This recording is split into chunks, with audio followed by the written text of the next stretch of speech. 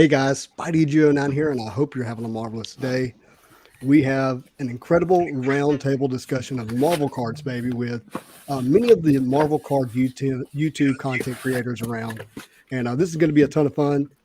Glad you all are joining us. And look, we've got 10, 11, 12 different YouTube content creators here. So it's going to be a lot of people to hear from. And I'm going to moderate that time. I'm going to ask questions. We're going to be paying attention to your questions as well. And yeah, we've got a lot to learn about and hear about what's going on right now in this hobby. There's been quite a few changes. So let's get the content creators on. And here they are. Look at them. Yeah, looking good, guys. How's it going? So we've got, I'll just go through real quick. We got Sketch Card Hive, the one and only, the professor, as I like to call him. We've got Gigiman Cards, our kind of market man who gives us the latest in Marvel card sales and transactions. We got the one and only Brian, the amazing spider guy, who put together one of the most amazing PMG sets you have ever seen. We got Joshua with Marvel Madness, and he's a YouTube content creator and really supports the community really well. We got the breaker of Marvel cards, guys. We've got Cards of Metal, Ian Fisher, who also really kind of got this PMG craze going with his sales of his Spider-Mans. We got the magician, Merle. Welcome here to us. I got to meet him for the first time in Dallas recently, which was really cool. We got Swami. Swami, I don't think you're new to Marvel cards, but you moved from Marvel cards from Pokemon, right? Yeah, yeah, I've been collecting Marvel since mid 2020 after Pokemon blew up. Kind Oh of no, you're an made the OG now switch. because compared to a lot of us, no, it's good. And then probably doesn't need an introduction. We got Neo from Neo Cards and Comics. Super awesome to have him here. Just what he does for Marvel Cards is great. And then we got Bill Watch Me Open. His channel, it's a lot of great Marvel card content. And then I'm going to add in a couple of others here we've got in the stream. We've got Kent, Marvel Guy 239. And we also have Mr. Daniel Dunn here from Valor Comics. He is actually really brand new to Marvel cards, and I wanted to bring him in as kind of that new perspective and hear from him. So we got quite a few content creators here. And yeah, it's going to be a fun show. We've got tons of people in the comments already. And like I said, guys, we will get to your comments later. I really wanted to open up with just a kind of a question for you guys. You know, we've seen changes in Marvel cards quite a bit, and but there's been some recent changes, and doesn't seem so much sale driven as it seems like maybe how many people are coming into the hobby within the last couple of weeks. So my first question I'm going to just throw here to Mr. Sketch Card. Have you seen a shift or a change in the hobby recently? Is that something you're feeling as well? You're muted. You're muted. I tried desperately not to interrupt anybody else You did. You did good. because I talk forever. So no, there's been an amazing amount of changes in Marvel cards, and I think another wave's coming. Recently, so many things have changed with collections moving to different hands, price points. The audience is just getting bigger and bigger on Marvel. So yes, I think we're about to hit another really big wave on Marvel cards. Yeah. So I think Brian, oh, sorry, Gigi. Yeah. So I Brian, think yeah. you've been in this for quite a bit as well. Have you seen a change recently? Uh, yeah, I mean, it's kind of echoing the same points as Sketch, that we have an influx of new buyers, new collectors, investors. You've got a new class, I guess you could say, of people coming in and doing something different to the hobby. So I'm with you. It's gonna jump up again, and we're all gonna be, I think, in for a bit of a surprise. Yeah. So Gigi, you were going to say something? Yeah, I'm so sorry. I forgot the format.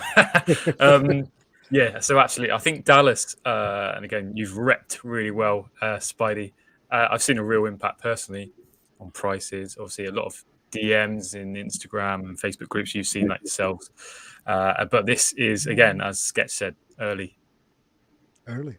So Merle, you were in Dallas, and Yes, I since you was. mentioned it, have you really felt a change since Dallas? Is that a kind of a mile marker for you? Oh, big time. Because Dan, the great curator, as you all know, I set up a lot of times with him, and that was my first Dallas show. And Dan said, Merlin, you're gonna love the show, and bring all your weird stuff, dude. Bring your oddball stuff. Bring your non-sports. Bring your Marvel. Bring your Star Wars. Bring your wrestling. Don't bring any sports. And I brought a few sports, and it got all overlooked. The Marvel was a huge hit on Dan and my table both. They were just, and I just not just the PMGs, because Dan, had his eye on the PMGs. He was the huge hit with the PMGs, but I had a lot of just everything across the table. Graded Marvel cards, modern and vintage. So a lot of the 80s, the 90s, and the 2000s stuff was a huge hit. Very cool. So Neo, I think you have probably the most unique perspective from a content creating standpoint, is specifically because of how long and how big your channel has been, which was primarily sports focused, if I recall, and then started having some shifts into comic cards in the early 2021s, maybe late 2020s. What changes are you seeing of late in Marvel cards? It seems like I agree. Dallas is a big jump to the market. I think the recent golden auctions pre-Dallas prime the pump, if that makes sense. Because we had, what was it, 2 golden auctions in a row where there was massive sale, like whole sets sold, individual Spider-Man sold for massive amounts. So we saw the initial wave back in early 2021 with 90 MU, and the whole market got a little bit of a hit from that, but it seems like it's kind of leveled up to the next level with the rise of the PMGs the last month or two with those 2 golden auctions. But now you're seeing it jump to everything else. A lot of other stuff the last 30 days has started to really spike in price. Before it went from 90 MU to PMGs to now it's basically like anything that has a number on the back, I'm just instantly buying it the second it pops up on eBay, is what a lot of people are doing right now, I think. So, Neo, you mentioned, the way you're buying Marvel cards. I'm going to throw this to Bill at Watch Me Open. So, Bill, have you seen a change in just the speed of which cards are being sold, or in the way in which people are approaching selling Marvel cards? Kind of the thought process behind it? Absolutely. And so from my perspective, as someone who opens a lot of boxes, sometimes foolishly, I have I have to always watch what the sealed prices are, because that's the meat and potatoes of my channel. And you can see the jump in prices of sealed product in the last 4 months is ridiculous. And so obviously there's 2 reasons for that. You're always going to expect that sealed product is going to become more expensive as time goes on, because people are going to realize that more of it's been opened, so there's less of it sealed. But the jump that we've seen the last 4 months isn't just that. It's an added, there's a premium on those prices for the popularity and for this little boom that we're seeing right now, where over the summer, 2020, 2018 masterpieces, $400 a box. Now it's $700 a box. Right. We're talking about 6 months, and that's insane. So Ian, you do a lot of box breaks where you invite people in to buy into breaks, on Instagram and on your Whatnot channel. What changes have you seen? Because you've been doing that since what? Maybe August last year, September, is that right? I started back in July.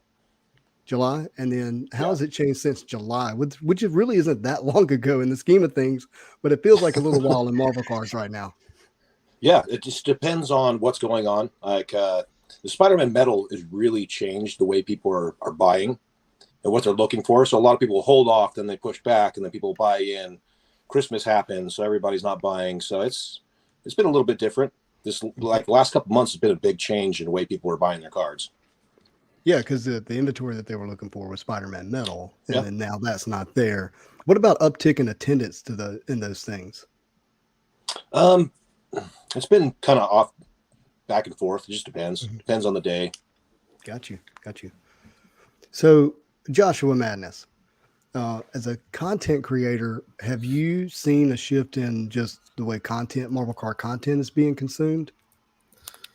Yeah, I mean, I guess what I've seen out there for, everyone like you, Spidey, and all that stuff, you're talking about what's the next PMG, what's the next card out there, and you're talking to the battle gems, but there's the roll of foils. There's just a lot of cards out there, as Sketch Card Hive even said before with the 90 MU. I mean, we had a comment that asked 1990 Marvel Universe box sealed is selling for 1K ish. How lucky will it go to 10K or 100K? It's never gonna hit that. This is 90 MU. It's probably going to stay around the same price. People just don't know about the cards out there right now. I mean, I got these two cards right here. These preserved amber, right? Mhm. We've seen some of these cards just recently go for quite a bit. This is a one of 175, and this is two of 15. So they're bigger cards out there that, there's only 5 of one of them, so just in the Flare Ultra Spider-Man and all that stuff, I've seen the content shift from, it seems like, oh, there's these cool cards out here and all that stuff, to more, hey, these cards are actually selling for this, and they're just going with the market, I guess. But Yeah. I've enjoyed it. Awesome. So, Kent, speaking of the change, you have a sports card background, correct? Yep. And then you didn't make a shift in the Marvel cards. You went all in. You got Marvel cards, baby, written across your forehead right now, and you created your brand and your channel, and obviously what you're collecting. So tell me about that change and the way you see kind of sports card guys specifically moving into Marvel cards. Well, it's funny, today I did a local show. I actually set up for the first time. It's just a small show. It's up in North Fort Myers. There's probably, I don't know, 30 or 40 tables max at a bingo hall. It's just funny, right? But I was, of course, the only person with any Marvel stuff. There was one other guy that had a couple in HGA slabs that was just, he was doing it kind of for fun. But the biggest conversation that I really had with all these sports people was about pop reports and the amount of different cards that people are chasing or are after, or in the sports side of things, when there aren't that many as far as Marvel stuff goes, even though we know there's more than they know of because everybody's just after the PMG, right? So once I started explaining to people, I just had some Planet Metal stuff out there because I try to bring stuff other than PMGs. I only had 3 PMGs in my case. I try to bring some lower end stuff to get other people, looking at stuff that, hey, you don't have to spend $1,000 on a card to get into Marvel. And even just pointing out a copper Wolverine Planet Metal or Storm, it's numbered out of 85. Awesome. And when they're talking, and I had a Patrick Mahomes PSA 10 that's worth $2,500. There's 500 of those. Right. So it's just a different mindset. Once people on it, the biggest thing is they don't really see that there's value yet in it. It's starting to get there, and we know, a lot of people that have seen the value and are spending the money. But once it becomes more mainstream of, oh, these really are valuable, and they're numbered, and they're limited, and they're beautiful, that's when I think it really kind of takes off. Yeah, and you have a great perspective coming from that sports card background and seeing what's special and rare in Marvel cards. So, Sammy, Swami, Swami, that brings me to you. So you have a Pokemon background, and you mentioned backstage or earlier on that you've been in the Marvel cards for almost 2 years now. What has been the main attraction, say, in comparison to Pokemon, into Marvel cards as shifting in your collection? It's scarcity. So there's scarcity all over Marvel. It's crazy. I was reading some of these comments. I was upset this weekend missing out on emeralds, Scarlet Witch emerald for $30. I think I picked up a Magneto emerald for $30 Rittenhouse, and it's just like this. The scarcity is just out of this world. You can go to first edition base set pops, and they blow Marvel out of the water. Now, maybe not with the 10s, but the 9s just blow Marvel out of the water. But even you start to learn about sets, and non-numbered cards are scarce. Like these modern sets, they have so many inserts. It turns out, there's only 140 of that insert anyway. Might not be numbered, but it's just so much fun. I mean, I was searching, Rittenhouse stuff, those emeralds, those rubies. Rubies popped up yesterday, Wolverine, Iron Man. I was upset that I missed the auction. I just was airheading it and missed the final. It's just like I hadn't even seen those in a year and a half of searching Rittenhouse, Ruby, and it's almost like the PMGs and the prices there are getting Marvel old school collectors to kind of piece out their collection, and no one's ready to pick it up. It's just going way low on so many things for how scarce they are and rare it is. It's wild. It's crazy. Yeah, I swear eBay hides stuff from me. Like I watched Genji's market update and something sells. I'm like, I swear I searched for that. I never saw it. So Hey, Spidey, real quick, I want to say something. I've Yeah. watched Gingy's videos and saw one time his search criteria, and I copied it. good point. That's smart, man. Well, I want to go to Daniel Dunn with Valor because Daniel's new to collecting. And so, Daniel, how long would you say you've been collecting Marvel cards now? A month. A month? But you've been collecting comic books for what, your lifetime? 10 years. Yeah. Being an avid and serious collector of comic books, 10 years. You got some good ones behind you too. So I really want your perspective on this. We're in the theme of change. Like, what changed in your mindset as a comic book collector, like all-in comic book collector, and say, you know what, I actually want to liquidate some of these books and get into Marvel cards? Well, on the same topic that's been talked about is scarcity. When it comes to a comic book, let me grab one right by me, for example. So here you have Fantastic Four 48, first appearance of Silver Surfer and Galactus, right? It's a great key issue book to have. But that's all there is to it. It's a key issue that's expensive. There's not any kind of scarcity to it. You have it, you have it. But then, say, if you start looking into things like the 13 Fleer medals, right? Or the Galactus. It was the red PMG that I was looking at this morning, which costs almost equivalent to that graded book, but there's only 100 of those versus how many thousands there are of that comic. No, it's an excellent point. Excellent point. So Neo, you collect sports cards, comics, and obviously have some Marvel card collections. So what would you say is the main attraction of Marvel cards that is missing in those other hobbies, whether it's sports cards and or comics, or is there anything missing? I think it's some of the same overlaps. I mean, you see that people talked about the scarcity side a lot. I think a lot of people coming in from the sports card side specifically are viewing it as, or at least a portion of it, and just a portion of people coming in general it's the next market that kind of hasn't fully developed yet. So there's money to be made, to be quite frank. Think of it like from the sports card side, we've seen the same thing with like F1. F1 cards really blew up and got super expensive over the last 6 to 8 months because it's very similar to Marvel in that the market is very small and contained. There's a very passionate group behind it, and the print runs are very small. There's not a lot of the cards out there. I mean, F1's a very emerging market, but it's kind of very similar. People were very questioning of it because they're like, it's F1. No one's taking this stuff seriously. But when you have a small group, if you have enough people there for demand to outweigh supply, that's all that it takes. So, that's a very key. We talk about population counts and rarity a lot, but you also have to factor in the demand side. If the demand's not there, then if it's a pop 2, it doesn't matter. You know what I mean? It'll swing back the other way, and it'll swing back quick.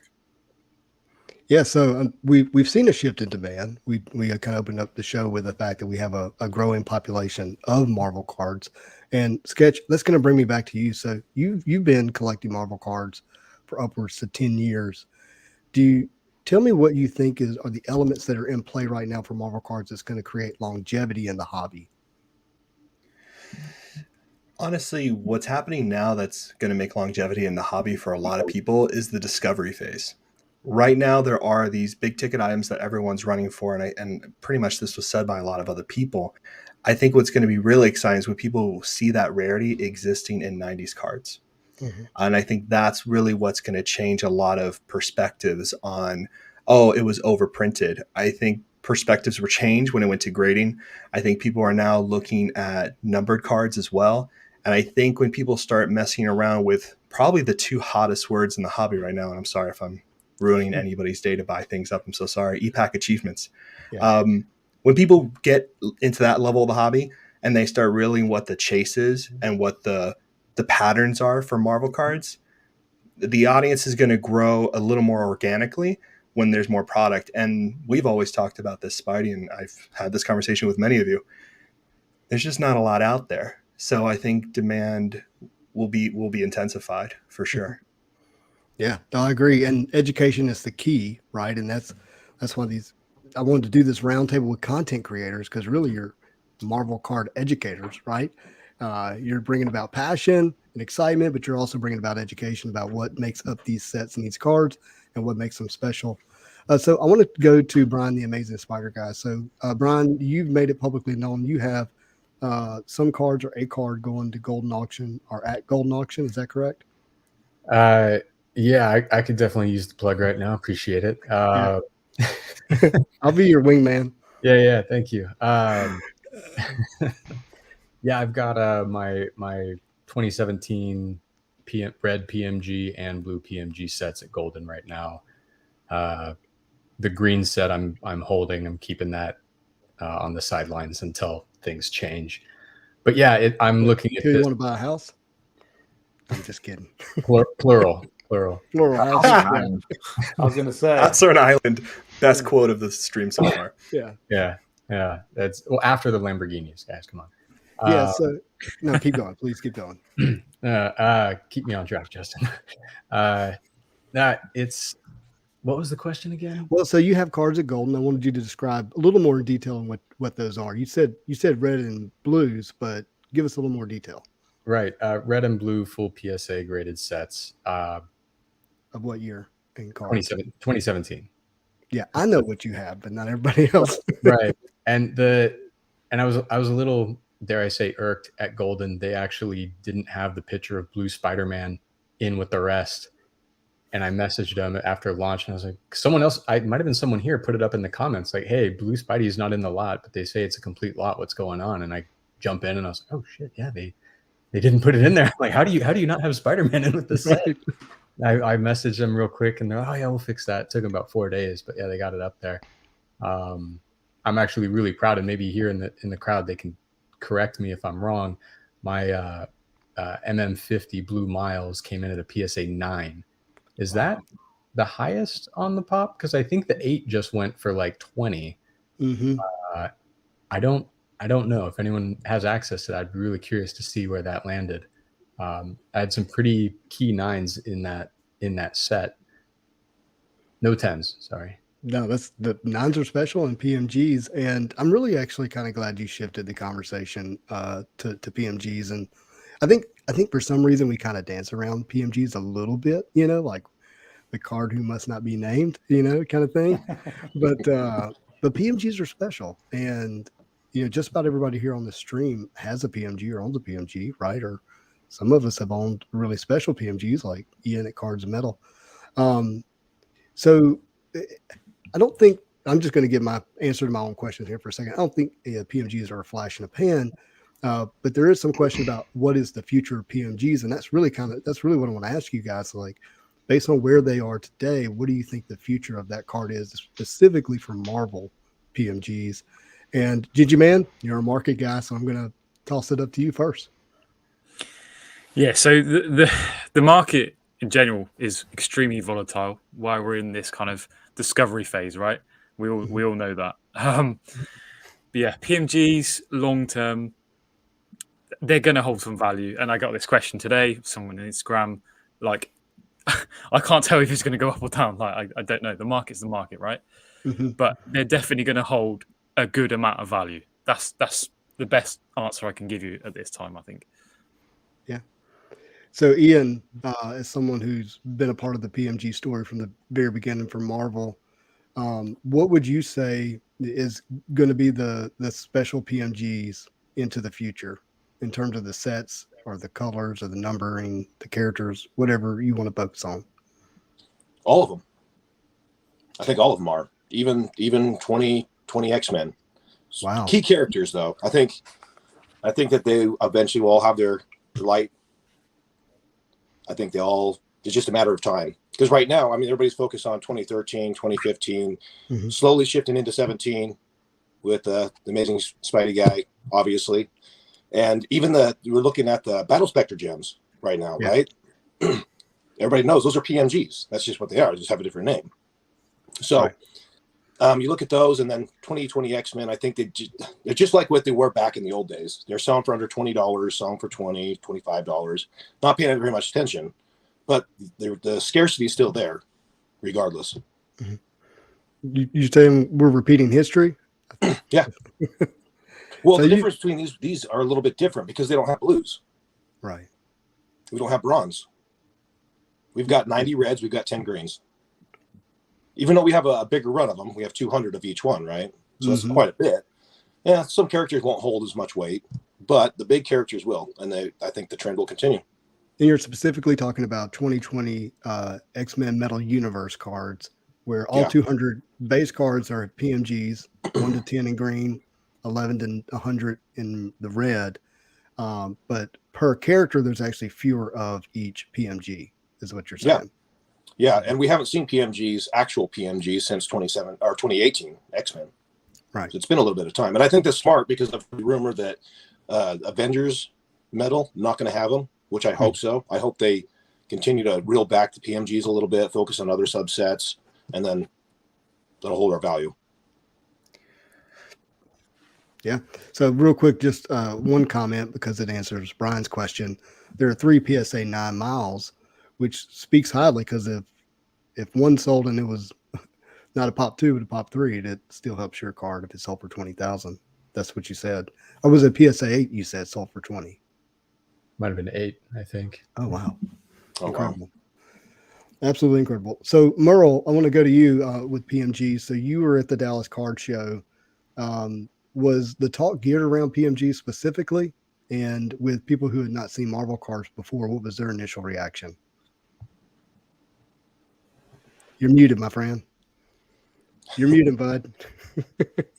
Can I unmute him? Let me see if I can unmute him. He's going.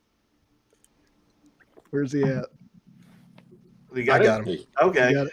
Thanks. I talked too much. No, you're muted, my friend. I heard every minute you said though. But if you saw the beginning of one of your videos, you just posted from Dallas last week. I'm on the very beginning of it, and I guess Justin put that on there because the reaction of my face alone and everything was just the honest answer was that it was insane. It was amazing.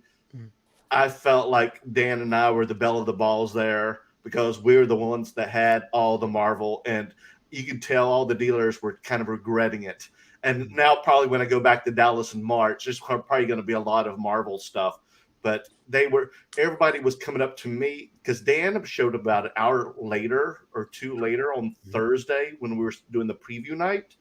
And it was mostly just dealers that night. If you've gone to the Dallas show, Thursday's the preview, and it's just mostly dealers doing, window shopping. And everybody's coming up to me, seeing my oddball stuff, and like, do you have any PMGs? And that was, the question of the week. Do you have any PMGs? And I was like, well, I have, about a handful of them. But my buddy over here, he's got tons. He'll be here about an hour from now. And then they would come over, and the eyes, they had saucer eyes. Everyone had saucer eyes. It was just like that was their quest. And nobody, I heard more, do you have PMGs than do you have John Morant's? Even though that was the number one sports guy was John Morant. That He's just dropping 50. What's that? So he was dropping 50 while you were there. Exactly. Well, you know what? Spider-Man and the rest of the Marvel Avengers were dropping 50s this week. And a lot of times, Dan had them all. It was like a museum. It was like people going to their favorite museum and seeing their favorite artist, and they couldn't take their eyes off of the prize. Awesome. They just loved looking at them, putting their hands on them, talking about them. And that was, the funnest thing, because if Dan and I's last show, like 2 weeks ago, there was a viewer that just dropped in, a troll that said, these guys, all they're going to do is just pump and dump these things. They don't care about Marvel. And I'm like, well, no, that's not the truth. The truth is that we're telling you our own firsthand experiences, and this is what we're going to do as a dealer. Of course, we have sports cards too, but the thing is, we love doing, selling Marvel and other stuff.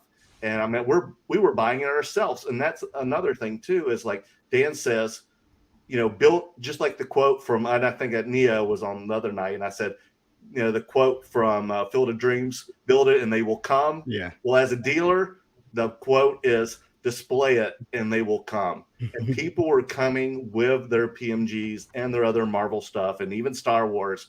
And I bought and traded a lot of great things. I bought even more PMGs than I probably sold. So, and I'm very happy about that because I don't get that in Los Angeles, believe it or not. I don't have people coming up to me they're usually bringing me a Tua or a Mike Trout PSA 9 card, and I don't even know about baseball. Yeah. So to have the PMGs and other Marvel stuff was just pure happiness, pure joy, guys. Awesome. So Merle, you were going to respond to something. I saw you there. Okay. No, not Merle. I mean, Kent. Oh yeah. Yeah. I wanted to say one thing. The kind of the way that I look at PMGs and the reason that I'm kind of thankful for them, more than the values, it shined a spotlight on Marvel. Exactly. It finally got people's attention. 100%. And that's what's going to be the tip of the iceberg, not the PMG, but the PMG is going to bring the crowd to go, oh, there's more than PMGs. And then they start looking into the rest of it. And that's how you get a Marvel audience. The rising tide raises all ships. And if you also saw that, hey, real quick, Merle, Sorry, I'm gonna get to Joshua. Okay, he had something he wanted to say. Go ahead. Well, what I was going to say is that's what's starting everything right now, and the blow up right now is these PMGs and all that stuff are out there, but there's so many different cards out there. Me and Scandell went to lunch on Friday, and we were just talking about like his PMGs and what he was trying to get at. He was trying to get a PMG and stuff on the Facebook group of Scarlet Witch or something like that. We were talking about that and everything. And we were just talking about how prices of jambalayas and prices of any insert that has any sort of known rarity is just like skyrocketed. Just the last 2 or 3 weeks it's happened. So yes, these PMGs are just the tip of the iceberg where everything else is going to be known what's going on. It's like, hey, like my local shop, just real quick to finish this off, my local shop, they're now asking me, hey, do you want to bring more Marvel cards in? I'm like, I already have a whole display. How many do you want? Oh, we were thinking about getting like two sets of displays for you. And I'm like, that's awesome, man. Do you want me to bring more in? I can, So people, and they're like, oh man, I'm thinking about just switching over to Marvel and all this stuff, just like Merle's been saying. So it's getting going. That's awesome. So Swami, coming back to you. So again, I love the fact that you have a history in Pokemon because I don't know if I should say this on air yet, but it's real. So I'll go ahead and say it. I'm really passionate about Marvel cards growing past Pokemon. And that's a big statement. And there's a lot behind what I mean by that. I don't mean like globally as a value of a brand, but I mean like when I go to a card show in Dallas, I should see more Marvel cards than Pokemon, in my opinion. That's just where I'm at. So I'm curious for you as a previous, or I guess you may still collect Pokemon. What's your thoughts on PMGs and the future of them? Yeah, it's funny how narratives get started. You saw a lot of old school Marvel guys. They're like, well, what about these? Like, why isn't this the deal?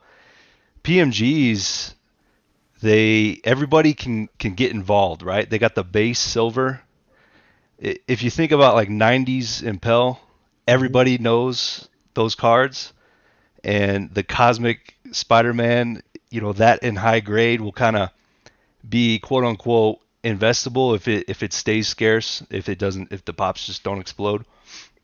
But it's kind of like that, the investable part of every hobby is like the top 1 to 5%. Not that things won't increase in value or you can't make money off of something, but if you go to any hobby, base set Charizard, right? It kind of goes from 50,000 in 2016 and jumps up to 350 in 2020, and like the PMGs can kind of carry the market cap for everything else and kind of give it some weight, so that, you know, if base set first edition's a little out of your range, you can go to 8 sets later and be confident, even if you're paying, you know, $200-300 a card or whatever it is, because it just brings that weight behind it, and it just yeah, there's some great cards in Marvel. PMGs, just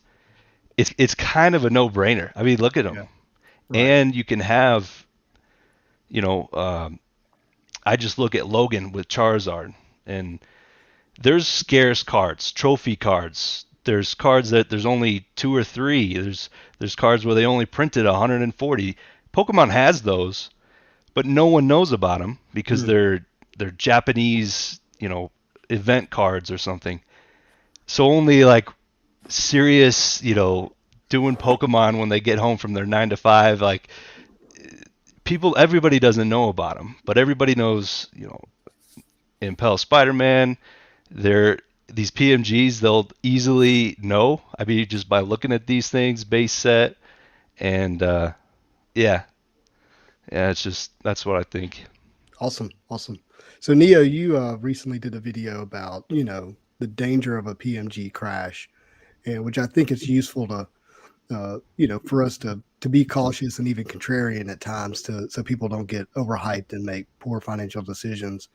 And I watched that video and loved it, but I'm still curious your opinion of what you think the future of the, quote, to use the investment term since that word's been thrown out, what's the market cap of PMGs? I mean, I think the floor is extremely high. They're never going to go back to the days where you could get, you know, Fleer Ultra Spider-Man PMGs for, you know, $100, $200 or whatever, or, you know, even $1,000. That's never going to happen. But, you know, when you look at, we've seen it happen with sports cards, comic books, and even Pokemon over the last 2 years. All these markets spiked, and PMGs are slightly unique because they're hard number. But even on the sports card side of things, there's a lot of rare stuff out there. All this stuff went to astronomical prices, and in most cases, almost all of it at least came down somewhat. I mean, none of it. I mean, some of the more base, like, you know, there's tons of stuff retraced all the way back to where it is. Some of the other more rare stuff did establish higher floors, but nothing goes up forever. So at some point in time, something is going to trigger some sort of pullback, and I think it's just very important for people not to over leverage and not go all in thinking, like, because we saw this on the sports card side of things, oh, this stuff's just going to keep going up. The next one sells, it's 2x the other one. I'm going to buy it now, and in 2 weeks it's going to be double the price, and then all of a sudden it's not anymore. And maybe, you know, like I said, it's not going to necessarily like crash and burn, but I think there's still a lot of potential for people to get hurt if they're coming in at it with the wrong mindset, or thinking they're just instantly going to make money by buying these things. Yeah, no, I'm with you. No, I get it. I mean, nothing grows forever. Every good gardener prunes his flowers and bushes so they can grow more healthy. You don't want overgrowth, right? And it's just really hard, at least for me, from where I sit right now, which is, you know, not the best perch in the world, to see, like, you know, where that growth potential is because of still how small the hobby is in a sense. You know, it's still a growing hobby. Spidey, when you prune your bushes on your PMGs, let me know. All right.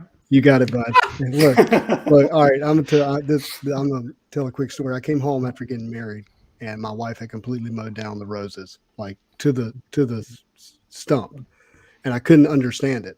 But it's because they grow back bigger and better. So everything needs to have a pruning that's healthy, right? And that'll happen in anything that's got a market around it, and certainly Marvel Cards does. And one day that'll happen. Bill, watch me up mid drink. So, you know, I get this question all the time, like, what is the next PMG? Like, when I say I get that question all the time, I mean, I probably got it while we were sitting here in my DMs, you know, all the time. And I'm not asking you to peg the next PMG, but what are some cards that you think that are getting overlooked that are still pretty special? Yeah, absolutely. And so first, Dre, his comment, if somebody could pull that up. Dre is brilliant. I love him. But Swami, coming from Pokemon, I actually had the benefit of being on a video on a Pokemon channel that they were interested in Marvel cards recently. And I started to talk to them about Marvel cards, and yeah, everybody plugging their own stuff. But they were mentioning some of the things that they don't even have in Pokemon that are, like they don't have numbered cards in Pokemon, right, Swami? Yeah, nothing. No sketches. You don't have sketch cards in Pokemon. Mm-hmm. You don't have printing plates in Pokemon. So these are a lot of things that I think, as far as the cross collector, it's going to be attractive. There are some specific inserts that are already, like, the tea leaves are there to be read specifically among Marvel card collectors. And actually, in a video I released today, I mentioned some of them. Looking at recent sales, 2016 Masterpieces base cards, tier 4. An out of 99 base card of Wolverine is going for $1,000. You obviously mentioned the Royal Foils. Royal Foils all the way across the board. They go from 10 to, what's the middle tier? 25. 25 to 99. A Miles out of 99 went for 1,600, something like that. And then X Century. Very, very, very early in the year, Spider-Man X Century out of 42 went for $6,000. And so that's an insert that this new wave of investors don't even know about, and it's already at $6,000 for a card out of 42.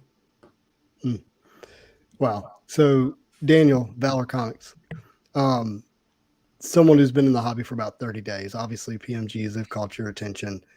What other cards have like grabbed you initially without anybody building any hype around it or telling you it's the next PMG? But what have you looked at and said, okay, well that's really got my attention? Easily the Marvel Masterpiece series, just as an appreciation for the art that are on those cards, because they're on a whole nother level. Specifically talking about the 2018. Like, I'm a huge fan of the 2018 Marvel Masterpiece. And then whenever I started looking into that, I saw somebody on Instagram had posted the What If parallel to that set. And I had never seen that before. So somebody coming from a comic book background, and I see this homage of art where it has the first appearance of the character with new artwork. I was just like, that's the coolest thing ever. And it was the Green Goblin in that series specifically that just kind of kickstarted the whole momentum on my side, where I start looking into it. And I was like, okay, well, I'm going to just get this set. No biggie. I'm just going to get the whole set of 2018 Marvel Masterpiece because it's nothing, right? Right. So then I start looking into it, and I have to research and find, okay, well, you also have orange parallels and purple parallels, and understand what a parallel is to begin with, because from a comic book background, that's a different language. So I had to research and just really learn the language of cards, because it's not something you can just sit and watch you can't watch a box break as a first-time viewer and understand everything that's going on. So when I started researching it and learning about tier 1 and tier 2 and tier 3 and tier 4, I was like, okay, well, I'll go try to get tier 4s knocked out really quick. And I found out that I can't find tier 4. So I'm going to stay with you, Daniel, because I think this is actually really useful to the audience. Where are you going for your research, and how are you getting that validated? I'm having the same way I would with comic books. You've got to start looking for your sold listings on eBay. So that's where you start seeing, okay, well, now I can go find data that has the most recent sale.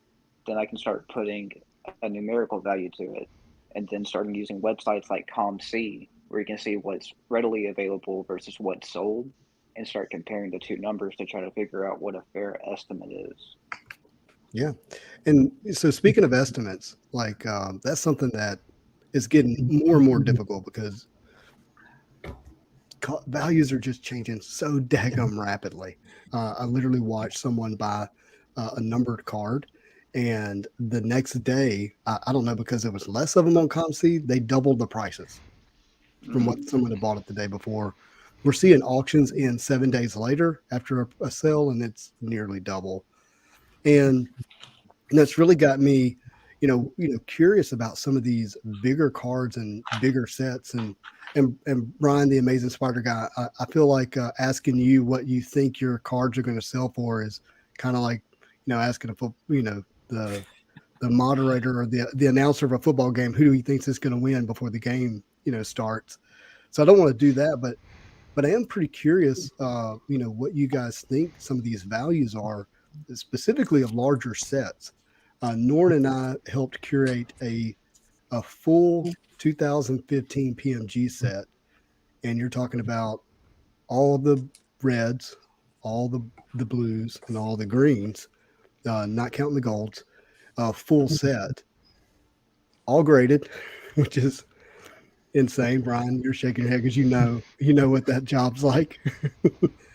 What do you think something like that, if it was sold as one big lot, all the greens, all the blues, all the reds, what it would sell for? And we're going to work back around. I'm going to go back to Billy first and get your thoughts, and we'll work back around. Yes, me. Yeah, bud. What I think a full set Did of you see it? 2015 red, blue, and green would or should sell for? All right. Do you want to see a picture of it first, real quick? No, I've seen it. It's burnt into my brain. Oh, it is. It's absolutely there. I mean, we're talking about minimum $500,000, right? Yeah, that's insane. Yeah, higher. I mean, and like I said, that's minimum. It could be $1 million. I think your greens alone are worth that. Personally. Right. Definitely.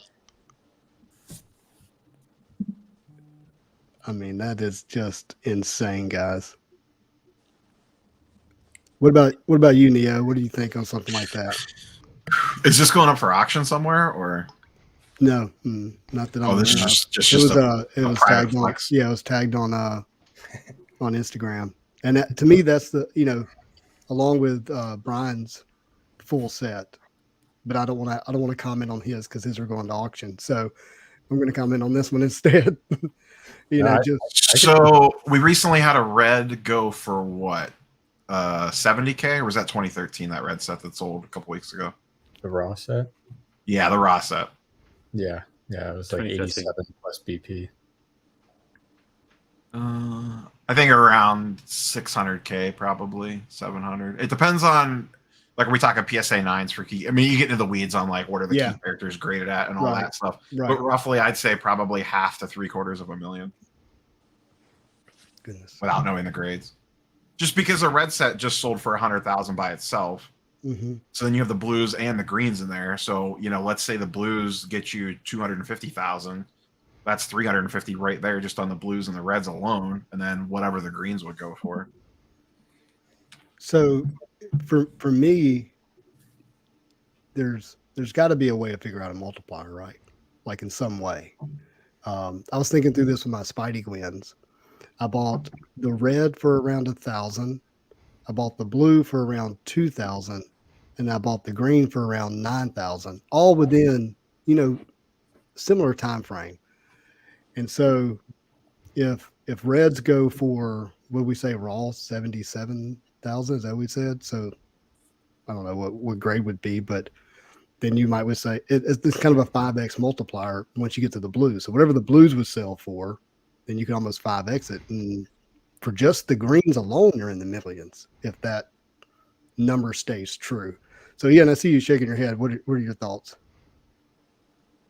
The interesting thing there is if that went up for auction, do you have enough people willing to spend that high of a price to run it up to a number that we think would be fair? Exactly. You know what I mean? Like, to say it's $1 million set is cool and all. Is there 2 people out there that would want to drop $1 million on that set?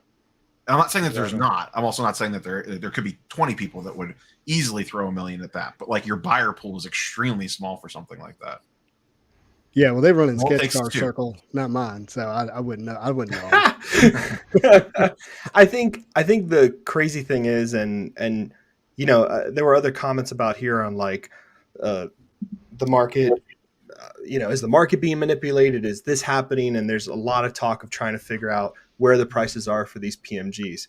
And I think the craziest thing to understand is that this is a full set, right? 42 cards, impossible. It really is a very difficult thing to put together. I mean, Amazing Spidey would know more, being a hunter of a full set himself. I've never had to do it. I know a lot of people who've tried or wanted to halfway, maybe kind of completed. Cards of Metal would know this better than me too, Ian.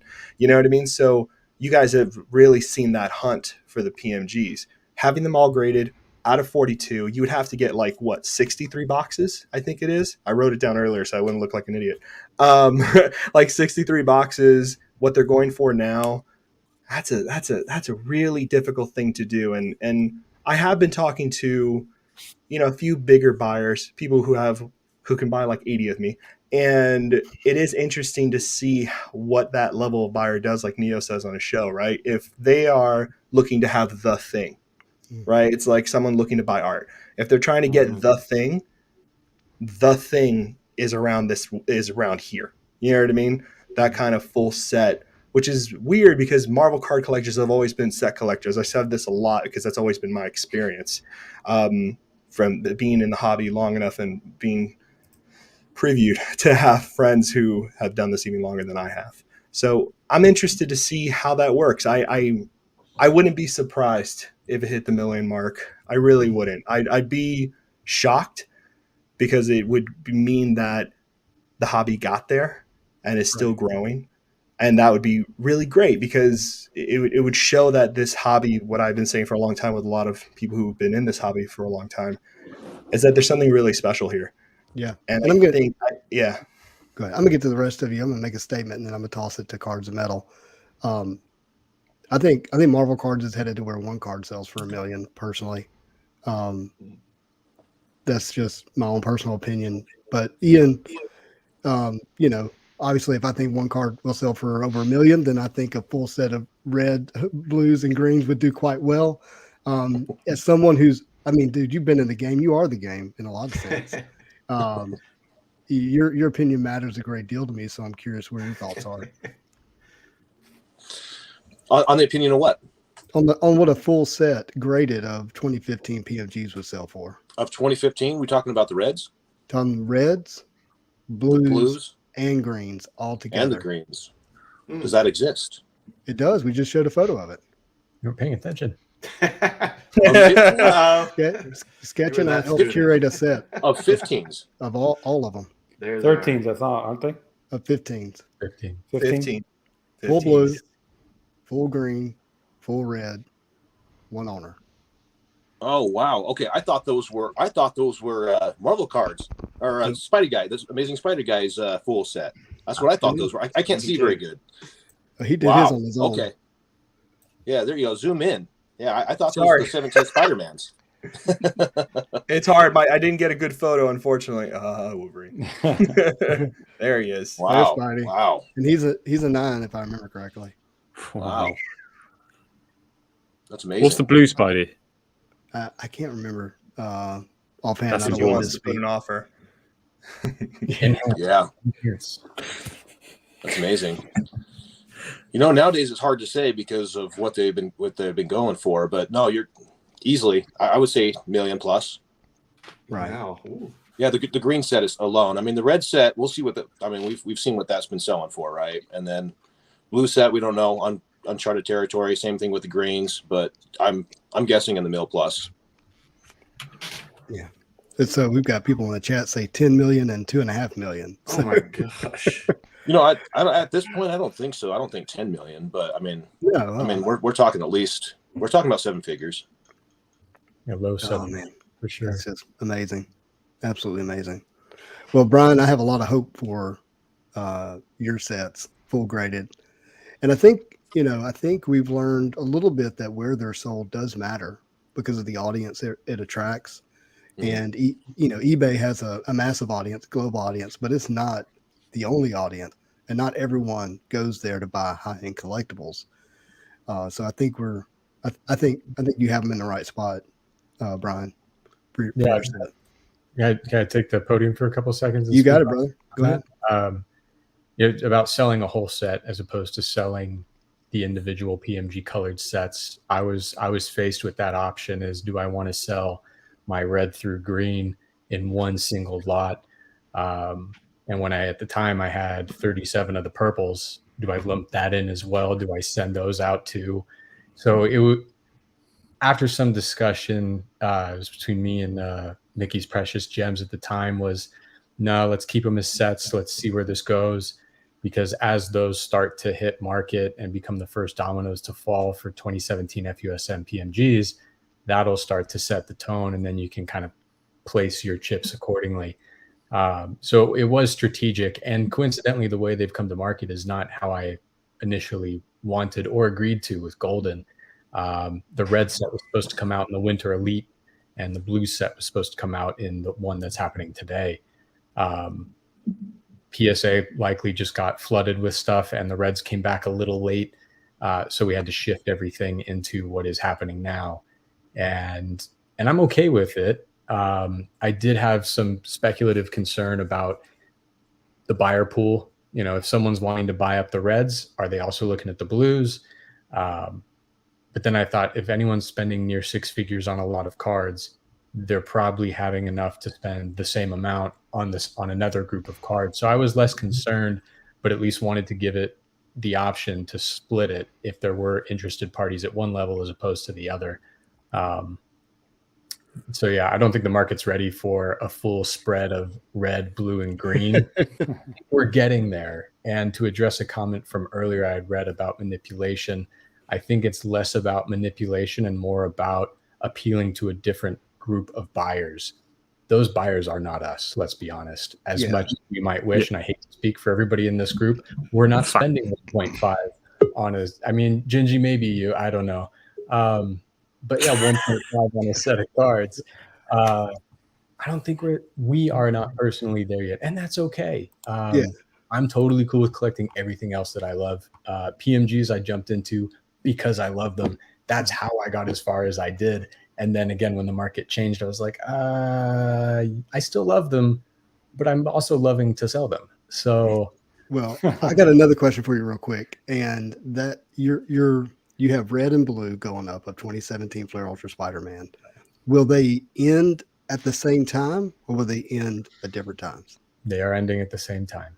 Does that make you nervous? Not really, because I know the people that are of the ilk to be making these buys probably have assistants on different computers making these bids for them. So I'm less concerned about that.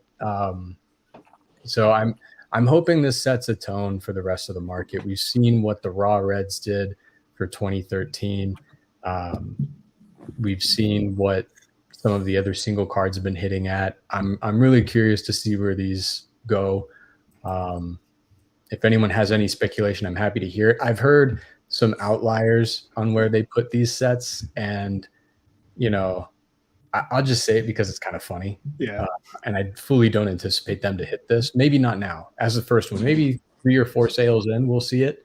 But some guys are saying that the blue set's going to sell for 400, and then the red's going to be at like 190 to 2. I think that's a couple years away. I don't think that's happening now, but I'd be happy to be a part of the movement that gets us there. Yeah, no, I hear you. And I've actually heard similar, and oddly enough, not quite those numbers, but enough to make me go, if that happens, buckle up, you know, kind of thing.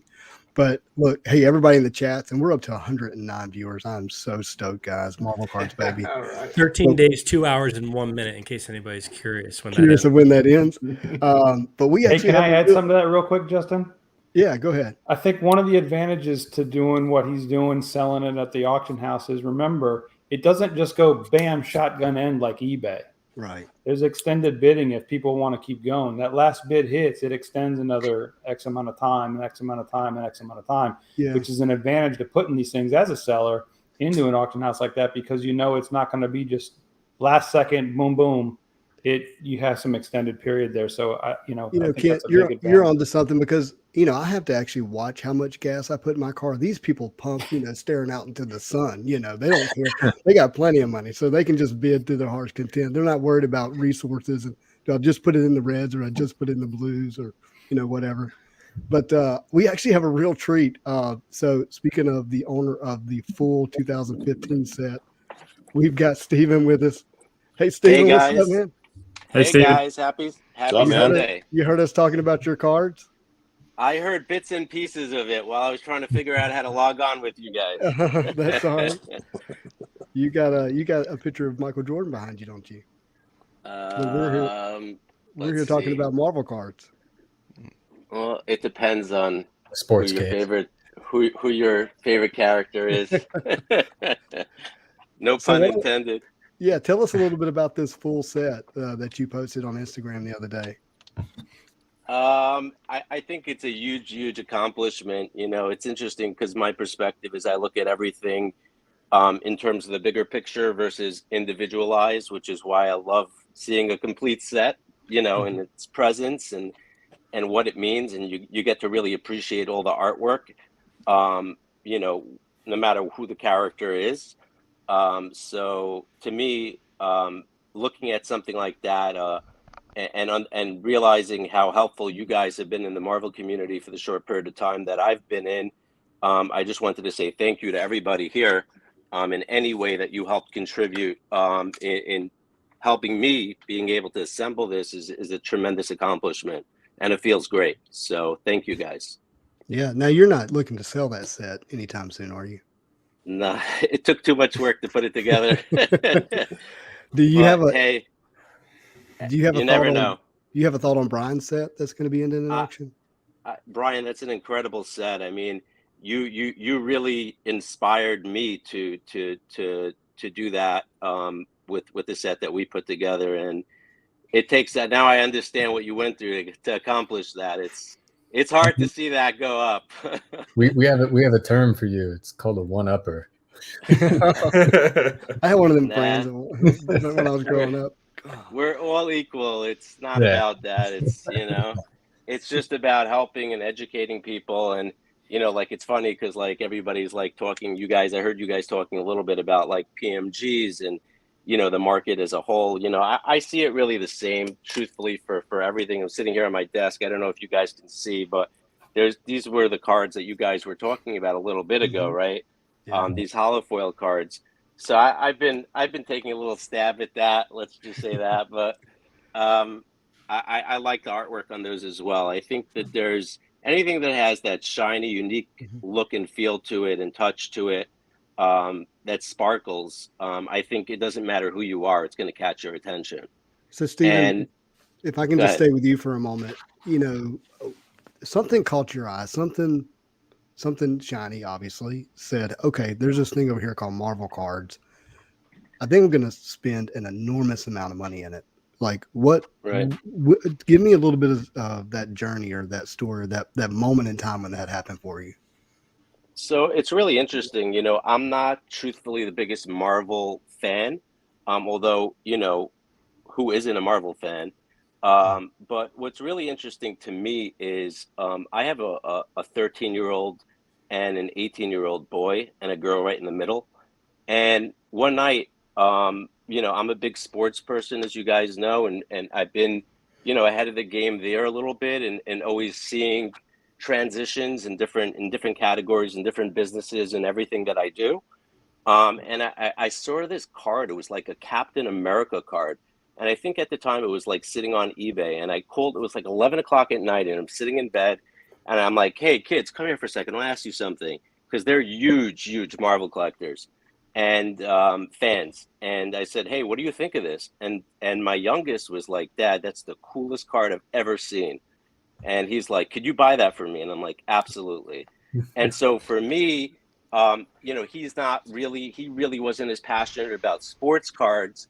And for me, that was like, you know, how much could I pay for that to see a kid be passionate about something, doesn't matter what category, what sport, something that they felt good about that they needed to own.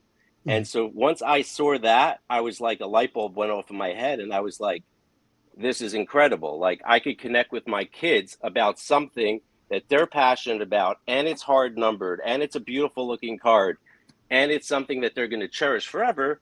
I'm like, that's priceless. And so that kind of opened up all of the Marvel space to me, and, you know, trying to understand, you know, how come I didn't know this existed before? No, that's awesome. No, thank you for sharing that. I think the mass appeal is there. It hasn't happened yet. People have heard me say this. you can't go to the Walmart checkout line and get a Marvel card. You can get a Pokemon Right. card, a Yu-Gi-Oh card, a Magic card, a sports card, but not a Marvel card. And it's just honestly, it's actually hard for me to even fathom what this hobby looks like once that happens, or how big it is once that happens. It's just because it's I already. mean, Hold on, sure, Stephen, hold on sure. 1 second, but sorry. So it's just really hard to really envision how many people are going to join, collecting Marvel cards, and what that's going to do for the prices of some of these cards, and if there's even going to be enough. And so I'll come back to you, Stephen. So with that reality as a possibility, do you think number one, do you think it's going to happen? And if so, like, what is it going to end up looking like? I think naturally it's happening right now. I think a lot of the things that you guys are discussing in terms of seeing these big jumps and spikes in the market, I mean, from a high level, if you really think about it, I love Zion Williamson as an example, who's a basketball player, and Panini's printed, 500,000 Zion base cards and only a certain amount of numbered cards, from, call it 100 serial number to 199 and down. The lower you go down the chain, the more desirable they are.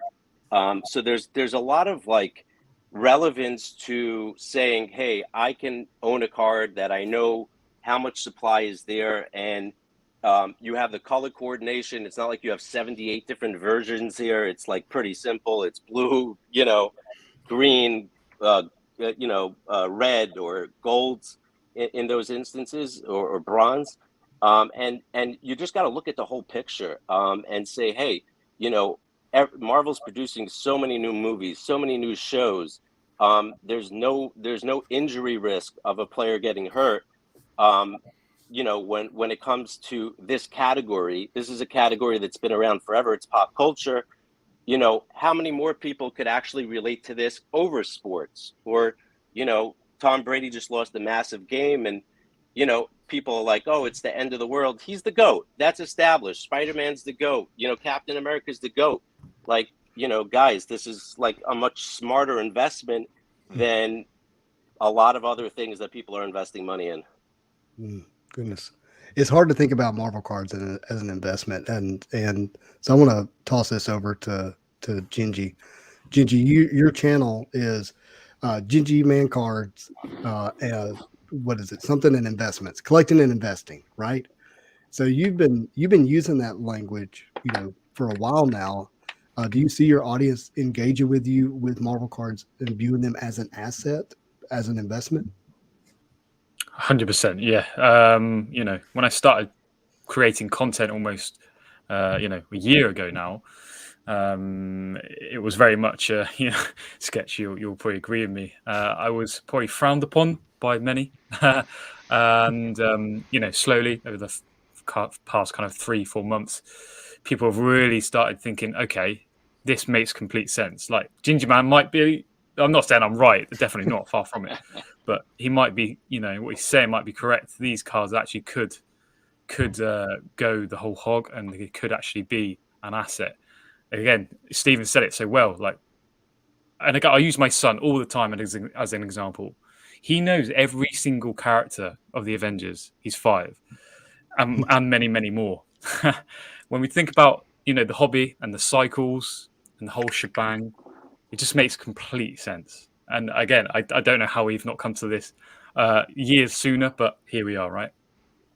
Yeah, we need to do kind of this look back of how did Marvel stay hidden for so long? Yeah, and explain, how it's even possible that we wake up at 2022 and Marvel, the brand and the property is so large, but yet the Marvel card is still, rather small. I mean, I got a message today from a somewhat local comic book shop that just now became an upper deck distributor for Marvel cards. They have Pokemon, they have sports, they have Star Wars, and they're like, and we just now got Marvel cards, which is kind of crazy when you think about the brand popularity, so to speak. So honestly, guys, like that really wraps up the series of questions I have. I know we have a ton of people still in the chats. I'd love to get to some of those questions. And then were there any, let me do this, any other thoughts that you wanted to leave with us? And let's start with Swami. Yeah, it's pretty exciting with Marvel. You saw in Pokemon like the 20-year rule where kids when they're 5 to 10, 20 years later, they got their own money, they can kind of spend their own way. That happened with Pokemon. If you think about Marvel crushing over the last 15 years, they just have ruled the world. They're all over the place. But I wanted to just reiterate, like the first thing Neo said about, I don't know where they're at right now with prices. Like prices could come down. Everything's kind of gone through a cycle. And I was just thinking, we were talking about those full sets. That's big dog money, right? Like that's a different buyer when you compare, like if you're going to buy PMGs today, maybe you pick one up. I saw the Vision 2015. I saw the green on there, and I was thinking, I missed out on the gold. I was trying to bid on that gold. It went to like 1,300 or something, or maybe I went to 1,300. But it's like, I don't even know where that would be today, right? If you had the right buyers looking at it. So, but it's definitely ramped up, and we saw sports ramp up. We've seen it in Marvel already with the 90s. They kind of ramped up and pulled back. Pokemon. So just a little reminder, like there's one thing we're talking about, like big dog, just speculating, wonder where this could end up. Because I would be excited if I've watched Charizard go from 50 to 350 over the last 5 years. It'd be cool if Spider-Man went from 2 to over 350 over Charizard at less than 1.5. Like that'd be wild. But yeah, that's all I got. Swami, you bring up an interesting point, and that I've thought about quite a bit is, we've seen a $132,000 sale of a single Spider-Man card. We haven't even seen the best cards go up in auction recently. And it's interesting to speculate, right, on what that might would end at and what somebody would ultimately be willing to pay for, really special, green PMG 2013 Spider-Man or even the 15 and the 17, so to speak, or the gold 1 of 1, right, would be another one that would be pretty special. So I think you're going to see a Marvel card top Charizard sooner rather than later, in my opinion. It's just the trends are there. Neo, do you have any kind of parting thoughts for yourself? I'll circle back on something Chat was talking about earlier about the market manipulation angle. And I think is there market manipulation going on? I think there's two different types to consider. There's like the whole shill bidding, fake sale thing. And I actually don't think that probably happens all that much. More shill bidding than just straight fake sales. I think where market manipulation happens, and it happens constantly, is, I mean, technically, every person sitting on the screen right now, we're literally manipulating the market every time we speak about this stuff. Every video that we make, every IG post that we make, every IG post. I mean, none of us are Steve Aoki, but it doesn't matter. Someone with a small, especially in a market this small, there's not a lot of population counts or numbered cards or whatever you want to talk about. The inventory is not large. It does not take much to swing a market when the inventory is that small. Mm-hmm. So I think that's the type of market manipulation that you see. And it's not necessarily overt. We're not overtly doing it. I mean, sure, maybe some people are, but, so is there market manipulation happening? 100%. But I think it's more that style of market manipulation than someone going out and making a fake sale of $150,000 card. I think it's more about, look what I just bought or look what I'm buying than it is the fake sale stuff when it comes to market manipulation stuff. Good point. Joshua Madness, you got any parting thoughts? You like when I call you Joshua Madness? Yeah, no, you're fine. I was just trying to unmute myself. No, I would say just keep watching Cards of Metal and watch me open and Marvel Guy 239. Like, it's all for me. I mean, there's a lot of cool cards out there, correct. But what are we trying to do? We're trying to bring more people in. So those who missed the boat on a lot of stuff, I think we just need to keep doing the box breaks we're doing. I have a lot of stuff that I still need to open. Like, I got a lot of the sealed product and all that stuff. So I'll be ABR all the way, And my next video that I'm preparing, it's just gonna basically break down the set, just talk about the set and just why I love this set. And it's a very special set to me. So it's going to be awesome. And that's really where it's all about. I mean, I love it. We need our content creators to continue to educate and content create and share our passion and joy for Marvel cards. And we actually need more content creators, in my opinion. Not that you guys are not all great, but at the rate that the hobby is going to grow, I think it's going to be. We're on the bottom floor right now, guys. Yeah. So I mean, just all of us are going to be like, whoa, this guy's been from the beginning, and all that. So right, it's going to be cool. All right, Joshua, thank you, man. I'm gonna bring Merle on. Merle, do you have any parting thoughts? You're muted, my friend. Mute you. Buy a lot of Marvel. It's still early, guys. I was also going to ask you all. I had just got these recently back from PSA, and I still don't know much about them. So if you all, on another show, can tell me more about these cards. I think they're for me packs, but I got PSA 9s on them, so I'm very happy about it. Yeah, I mean, because they're die cuts and everything. I didn't think I would get that good of a grade. That's awesome. You bring up a point about graded cards. So much of Marvel isn't graded. Mm-hmm. One of the comments I got recently that really opened my eyes was this: someone coming from the sports card hobby saying what they've been most surprised by is how few Marvel cards are graded. And it had me look at my own personal collection. I'm like, you know what? 95% of my collection's not graded. It's raw. Mm-hmm. And that's how most Marvel card collections sit. There's a few exceptions, obviously, but that tells people coming from the outside who have been in, the game of trading cards that this is still in its infancy because so few of it is even graded. Because we don't really even talk about pop. We talk about how rare the card is, we're not even at pop reports yet. So pretty cool. Merle, thank you, man. Appreciate Thank you so much. Pleasure. Hey, so Kent, what about you, bud? You got any? Well, it's funny. So a couple of things. So one of the things that Josh just said is a discussion that I had today at this card show was about content creators. And if you go look up sports cards, you find a million YouTubers on sports cards and on Pokemon cards. They're everywhere. But you go try and look up Marvel cards, you find 10, 12, 15 people max.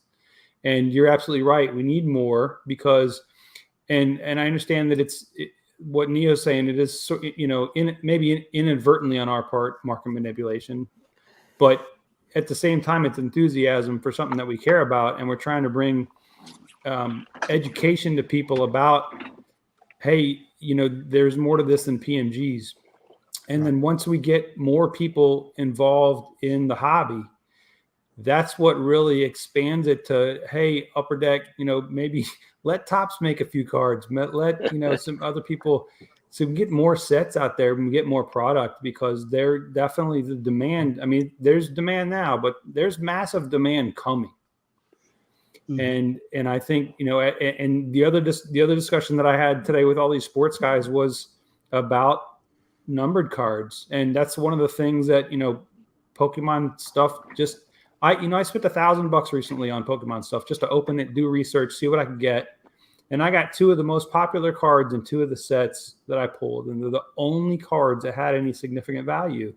And that value was around $250. Wow. Versus, the sports cards, there's so many of them. And I said, how many of those cards are there? And then how many of this, numbered to 50 card are there? There's just, and you're right. And I had 3 slabs in my case, 3, that's it. Because I, was saying to these people, there's really not this huge need for us to grade them yet. That's coming, but it's not a you must grade your card to get it sold or to get a good, price or value on something if you wanted to sell it, because the rarity is just built in. Yeah, and kid, you bring up a great point with product availability. That's my biggest concern about the growth and the future of this hobby is cards is the oxygen that we breathe on, right? That and if we get cut off on having product available, it's going to prevent the hobby from being able to grow at the. It makes me really want to rip that. Yeah, it does. But even though it's, but I'm not yet. Yeah. Awesome. So ABR, but always be ripping, right? So. I know. All right, Bill, parting thoughts from you, my friend. You look good, by the way. Hold on, I just got to do this real quick, man. I don't know if you got a haircut, what you did at your background. but it is straight working. Oh, thank you. So I think we have a pretty cool thing going on right here, and I don't just mean this video or this little community. I mean Marvel cards in general. It's a very cool thing that we get to be a part of and we get to enjoy, and I think it's important to kind of abide by the title of Gingy Man's YouTube page, right? It's Marvel card collecting and investing. It's not Marvel cards collecting or investing. It's Marvel cards collecting and investing. And I feel like the people that are going to really make up this community and help it grow are the ones that participate in both, are the ones that have passion about the characters and the ones that understand that there is a financial aspect to it, that you need to feed the beast. You need to sell some things in order to stay in the game. Because like we've said all night, nobody on this call has the unlimited resources. And you could see how important collecting is to some people, even people that have invested time and resources. You look at Steven, who you asked him straight up. You said, "You moving that?" And he said, "Nope." when most of us are probably, if we had it, be like, "Yep, we're moving it." Right. And so that's really cool because that's the collecting side of it, right? That's the appreciation, the passion. It's the type of attitude that's going to support this hobby long term. Man, so eloquent. That was awesome, dude. Thank you. I'm gonna kick it over to Steven. Steven, you jumped on late, but you brought a lot of value. Any parting thoughts for you? I think that you guys use a word that's commonly used in terms of, you're saying, market manipulation.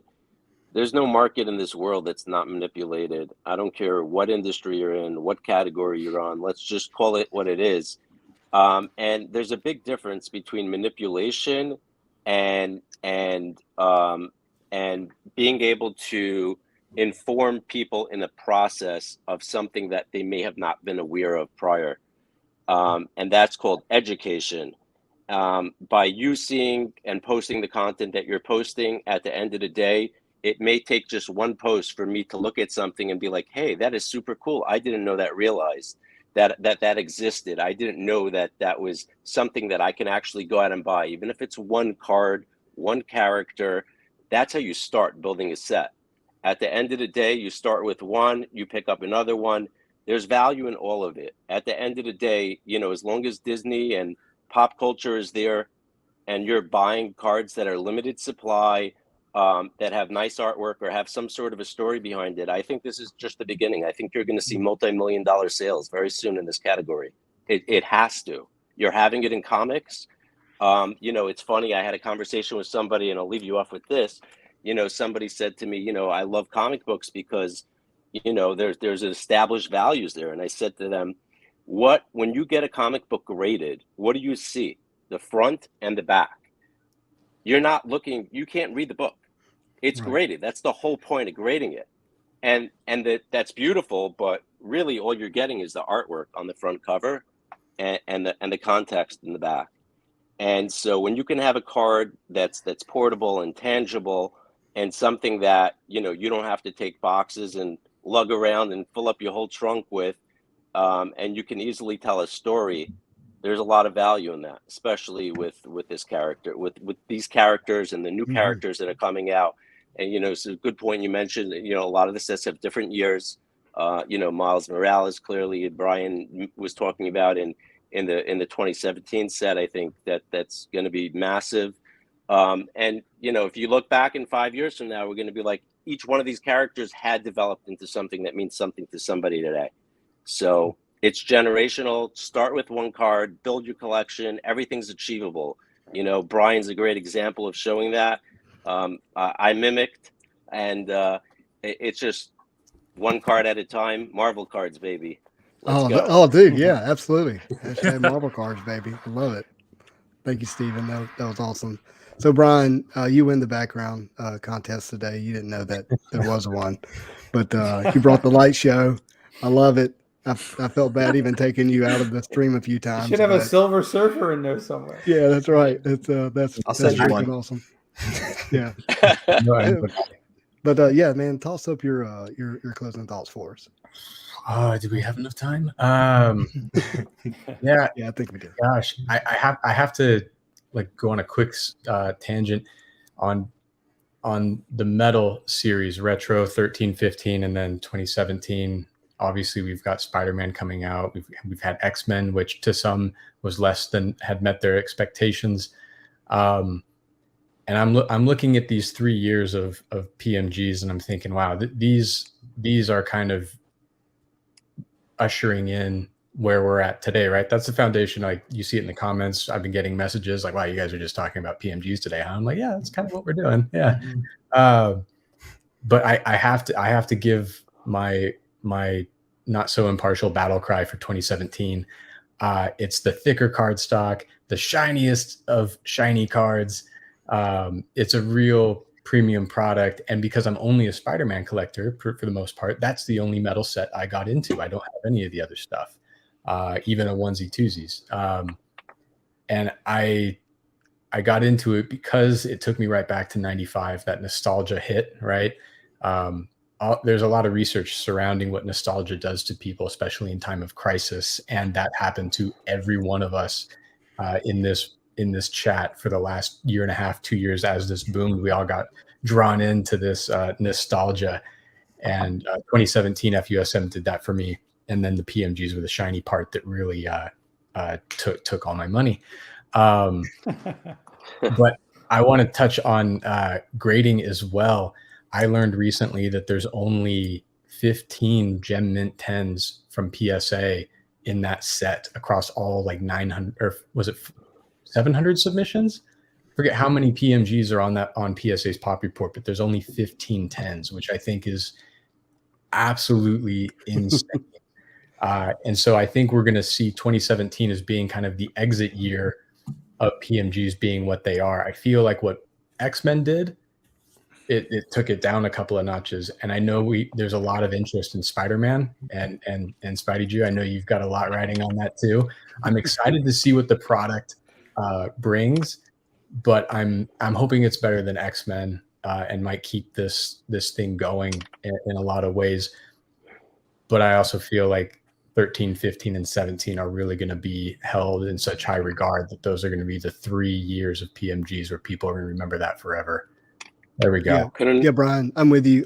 It's going to mark an era, 13 to 17. And I actually think, and Sketch Card knows I've been saying this privately, 17's passing 15, period. End of discussion. It's passing 15. It's going to be the more special set. And from a 2015 retro 2, you just hits galore. But there's a ton of good sets in 17 as well. It's been a bit overlooked, but I agree. So Ian, Cards of Metal, the breaker of Marvel cards, as I've been calling you. You didn't know that, but I've actually been calling you that. And what are your parting thoughts? Well, don't let FOMO hit you. I think a lot of people are worried about 13s, 15s, 17s, 18s, PMGs, missing the boat. There's a lot of other cards. These things they're way up here right now. I got a hand here, way up here, right? Yeah. There's cards that are just as valuable down here that you guys can get into. You just got to think about it. Don't go collecting because everybody else says, oh, the PMGs are where it's at. You need to get PMGs. There's other cards to collect. Collect what you like, right? I put the hashtag in everything that I do. Mm-hmm. It's because of that. There's other sets that are going to come. There's sets that are coming out now. There's sets that are going to be coming out new that are going to be just as special. So go after those. Don't worry about what everybody else is saying. Love that, man. Thank you for that. Ginger Man, what you got? Are you frozen? Is he frozen? He froze on a good face, though. Got to give him that. Yeah, he did. He nailed it. Normally, it's a much worse if I'm going to freeze, I'm going to freeze right. Yeah. All right, Sketch Card. What you got? What I couldn't say anything else. Honestly, everyone summed it up so well. I'm so glad to be amongst you all and making friends with you all. I mean, I've been doing this for, like Justin said, 10 plus years. Cards of Metal, Amazing Spider-Man. I mean, there's people in here far wiser than I am and knew what they were doing before I even got here. But I will say this to everyone out there. There are going to be cards that are going to meet some pretty high ceilings, and you're going to see a big growth in the hobby. And I think we still have plenty of room to grow. And that's not speculation. That's just seeing the data. And we've all talked about this in some way. Again, I'm going to echo what Cards of Metal said. No FOMO. There is more than enough great Marvel cards out there. I've only been collecting Surfer, but I can't tell you, I'm always tempted by every insert, every set, and it's all great. And I hope all of you are going to have a great time, and I think it's going to be a blast. Lovely, man. Love it. Ginger Man cards, you froze beautifully, by the way. I don't know how you did that. Rarely happens, but now you're back. Any parting thoughts for you? Yeah, man. Just extremely blessed and excited to be part of all this kind of this community. I think the only thing I want to say is be nice to each other. There's going to be a lot of new collectors come in. I know there's a lot of OGs out there not too happy, and that's a shame. But this is what's happening. This is what's going to happen. So let's do it together, and yeah, just enjoy the hobby. I'm really excited for the future. Plenty more content to come, and yeah, a pleasure seeing you all today. Awesome. First of all, let me just say it's an honor to be with each and every one of you in this. Just, I can't help but be a little bit reminiscent of January last year, desperate for Marvel card content, and all I can find is Neo and Swaggle House. That's it. A few videos. And I made this video about this struggle of changing my channel to a Marvel card channel. And, you know, I like even want to get emotional just seeing the growth of the hobby, seeing you guys here and the excitement and where Marvel cards has gone in just a year, seeing, you know, that we have 93 plus 100 viewers on, which is, I know that's small to a lot of people, but for me, that's a big deal. And I didn't get to read all the chats, but it looks like it's been very active and engaging. So a couple of different things I would want to say. You don't have to own a single Marvel card to enjoy this community, to be a part of it, to give to it, to contribute to it, to make content around it. The cards are the bonus. The cards the benefit, right? So don't hurt yourself. Be responsible. What do we say? Collect responsibly, right? You know, e-pack responsibly. I learned that one the hard way. That's another story, another video for another day. Yeah, I'm not alone. But yeah, look, you know, be wise. Have a good group around you. Don't have a bunch of people just giving you what you want to hear. It's okay to have some people that in your group that doesn't always agree with you. Make space for them, which is important. A word that's really important for me is grace. Let's have grace for one another in this hobby as we continue to grow. There'll be growing pains together, which is awesome because that means we're doing it together, right? And, you know, look, I'm like Gingy, Marvel cards, baby, right? And also have a marvelous day. Hold on. What? Marvel cards, baby. Yeah. Love it. The accent. I appreciate every one of you guys. You guys are awesome. Thank you. Yeah. Thank you, guys. Moon Knight. We'll see you Later, soon. everybody. Yeah, that's right. Bye.